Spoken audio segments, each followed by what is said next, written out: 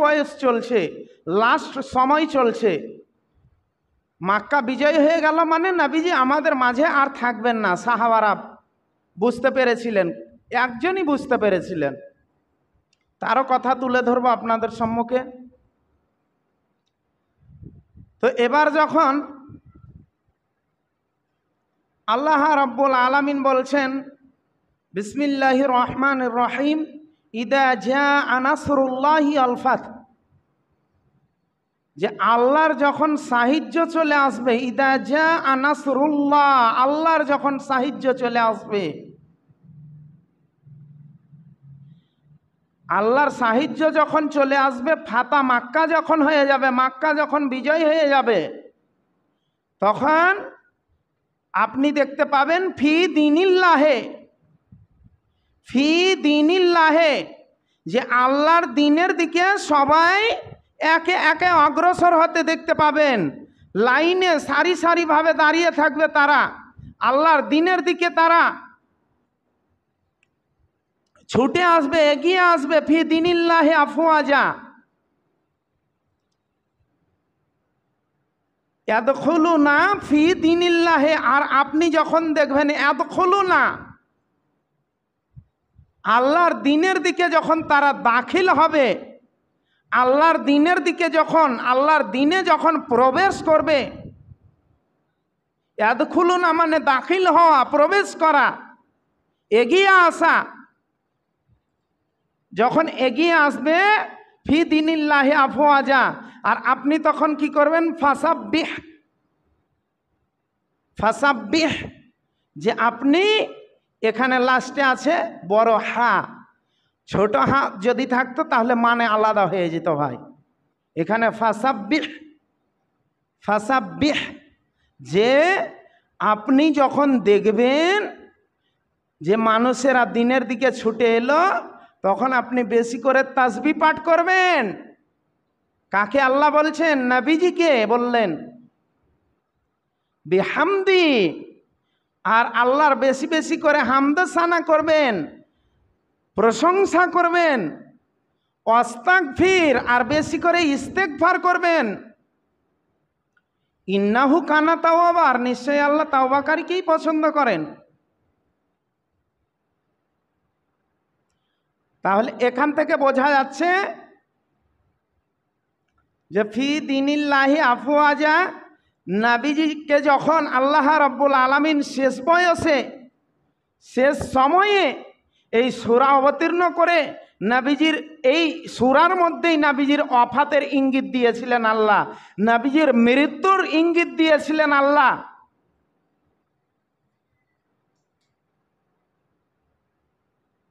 দিয়ে এবার যখন আল্লাহ রাব্বুল আলামিনের নবী বললেন, আল্লাহ রাব্বুল আলামিন নবীজিকে প্রত্যক্ষভাবে, মানে ডাইরেক্ট নবীজিকে প্রত্যক্ষভাবে বলছেন, আর পরোক্ষভাবে ইনডাইরেক্ট, পরোক্ষভাবে ইনডাইরেক্ট, পরোক্ষভাবে মানে কারো মাধ্যম দিয়ে, পরোক্ষভাবে প্রত্যক্ষভাবে মানে নবীজিকে আল্লাহ ডাইরেক্ট বুঝাইছেন, আর পরোক্ষভাবে মানে আপনার কিনা এই ইনডাইরেক্ট, নবীজির মাধ্যম দিয়ে সারা বিশ্বের মুসলমান উম্মাহকে বোঝানো হয়েছে। তো এবার নবীজির মাধ্যম দিয়ে আমাদেরকে বুঝিয়েছেন আল্লাহ। নবীজি বলে গেছেন, কি বলেছেন? নবীজি বলেছেন, হে আমার উম্মতেরা, যখন আল্লাহ রাব্বুল আলামিন আমার উপরে সূরা নাসার অবতীর্ণ করলেন, তখন আল্লাহ রাব্বুল আলামিন বললেন ফাসাব্বিহ, বেশি করে তাসবিহ পাঠ করুন, এটা শেষ বয়স চলছে, শেষ সময় চলছে আপনার। বেশি করে আল্লাহর প্রশংসা করুন, বেশি করে ইস্তিগফার তাওবা করুন। তাহলে এখান থেকে বোঝা গেল নবীজি বলছেন, হে আমার সাহাবা বর্গরা, যখন তোমাদের 40 বছর হয়ে যায়, 40 থেকে যখন 45-এ পা বাড়াবে, তখন তোমরা বেশি করে, বেশি আর দুনিয়াদারি নিয়ে ব্যস্ত হইও না।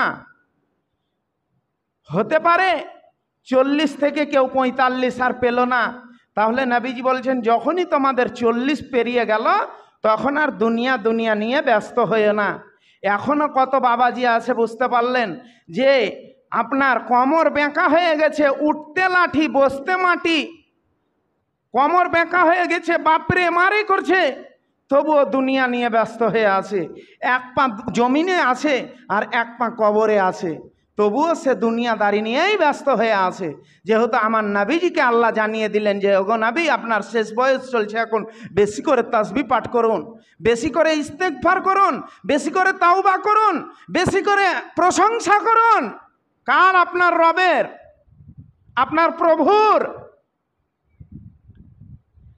আর আমরা তাহলে এখান থেকে কত বাবাজি, বৃদ্ধ বাবাজি, মুরব্বী বাবাজিদের বয়স হয়ে গেছে।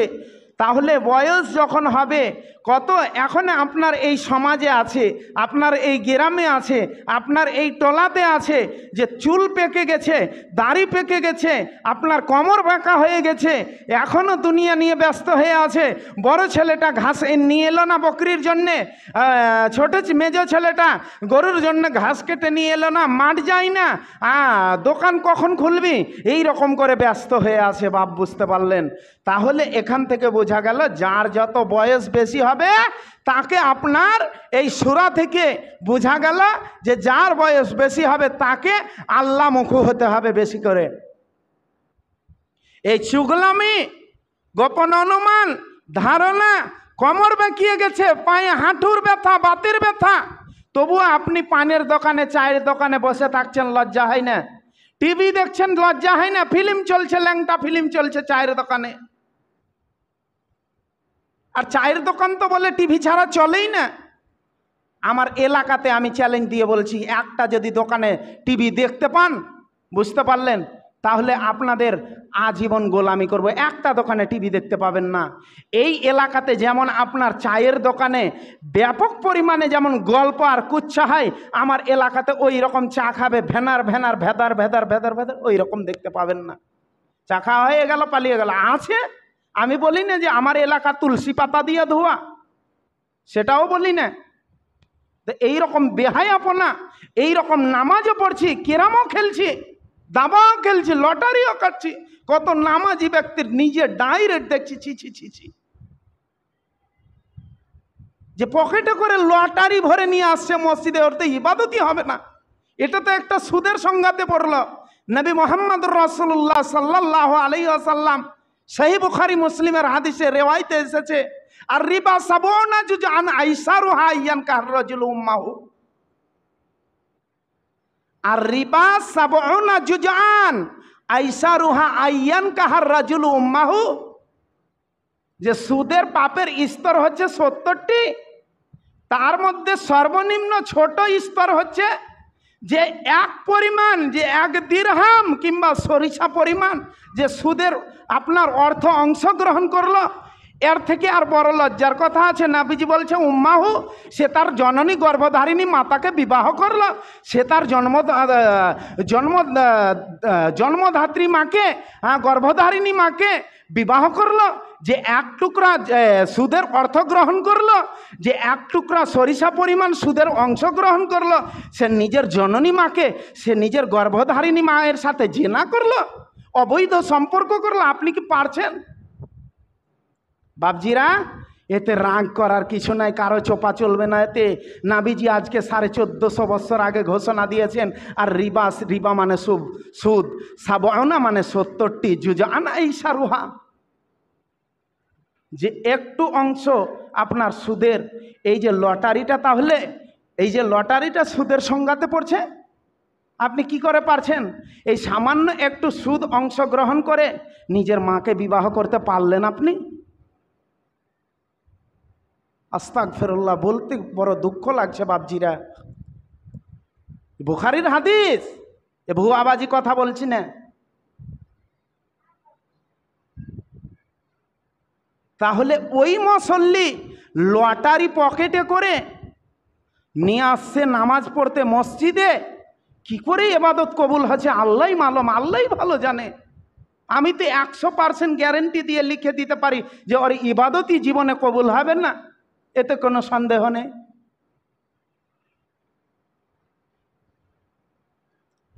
তাহলে সম্মানিত ভাই বেরাদার, তাহলে কথা বলছিলাম যে কি আপনার শেষ বয়স যখনই হবে, এই যে দাড়ি পেকে গেছে, দাড়ি সাদা হয়ে গেছে, চুল সাদা হয়ে গেছে, এখান থেকে বোঝা গেল যার বয়স যত বেশি হবে তাকে বেশি করে আল্লাহমুখী হইতে হবে।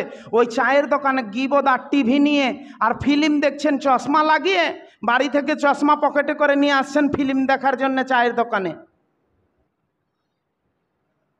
বয়স হয়েছে বাপজিরা, যথেষ্ট। একটু তাসবি তাহলিল করুন, মসজিদে এসে জিকির আজগার করুন। জানেন না যে এই তো শুনলেন কয়েকদিন আগে বড় আলেমের মুখে আপনাদের মসজিদে, যেটা বুখারীর হাদিস, কেউ যদি তাসবি তাহলিল না করে কিংবা শুধু এসে উজু করে পশ্চিম দিকে মুখ করে যদি বসে যায়, বুঝতে পারলেন অনেক সওয়াব পাবে। এতেই নেকি পাবে, এতেই আল্লাহর ফেরেশতারা তার মাগফিরাতের জন্য দোয়া করবে আল্লাহর কাছে যে আল্লাহ তোমার এই বান্দাকে ক্ষমা করো। তা না করে আমরা অশ্লীলতাতে আর বেহায়াপনাতে আর এখানে আর ওখানে আর গীবত আর কুচ্ছা নিয়ে আমরা ব্যস্ত হয়ে আছি। কার মেয়ে কেমন হলো, কার ছেলে কোথায় গেল, কার বেটি কোথায় গেল, কার বউ কোথায় গেল, এগুলোই দেখে বেড়াচ্ছি আমরা, আর লোকের গীবতে ব্যস্ত হয়ে আছি। সব থেকে মারাত্মক গুনাহ এটা, কাবিরা গুনাহ, শিরকের পরে পরেই স্থান দেওয়া হয়েছে এই গীবতের।